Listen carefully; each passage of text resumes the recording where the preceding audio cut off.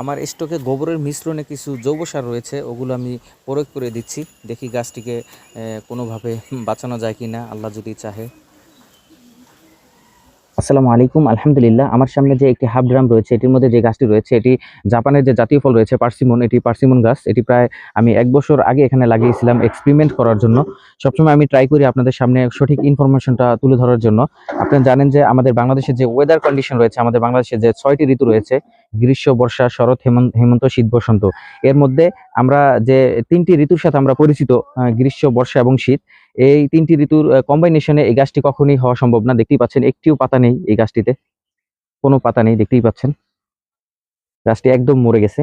আর আমরা এটা জানি যে জাপানের যে স্নোফল ওয়েদার, ওখানে সবসময় -3, 4, 5, 6 এমন তাপমাত্রা থাকে। ওটা স্নোফল ওয়েদার ওখানে।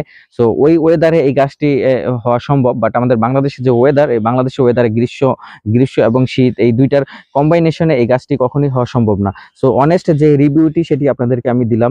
সো এই গাছটি আসলে দেখতেই পাচ্ছেন এখানে গাছটি বেঁচে আছে এখনো মনে হচ্ছে। আমি একটু করে দেখেছি চিমটি কেটে, এখনো বেঁচে আছে। বাট এটার যে ধারণ ক্ষমতা, পুলকি গজানোর, সেই পুলকি গজানোর যে ধারণ ক্ষমতা সেটি এখনো হচ্ছে না, কারণ এই ওয়েদার কন্ডিশনের সাথে এটা ম্যাচ করতেছে না। সো আমি অনেস্ট রিভিউ দিব। আপনারা এই গাছটি আসলে ম্যাক্সিমাম আমাদের ছাদ বাগানি যারা রয়েছেন এবং বাড়ির আঙিনায় যারা গাছ লাগিয়ে থাকেন তাদেরকে আমি অনেস্ট যে রিভিউ রয়েছে সেটিই দিব।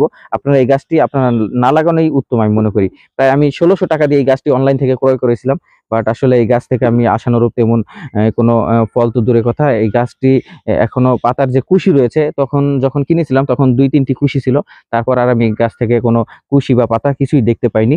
আজকে আমি ট্রাই করবো এই গাছের যে আগাছাগুলো রয়েছে, এই নিচে এই আগাছাগুলো পরিষ্কার করে দেওয়ার জন্য। তারপর অবশ্যই আরেকটি রিভিউ নিয়ে আসবো আসলে এই গাছ থেকে আসলে সম্ভব কিনা আদৌ কোনো ফল।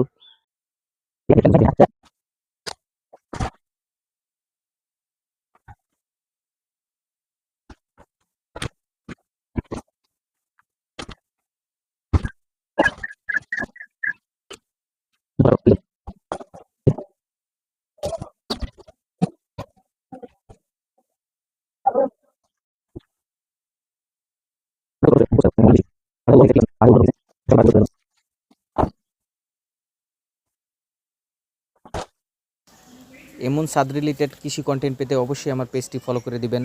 সবাই ভালো থাকবেন, সুস্থ থাকবেন। আসসালামু আলাইকুম ওয়া রাহমাতুল্লাহি ওয়া বারাকাতুহু।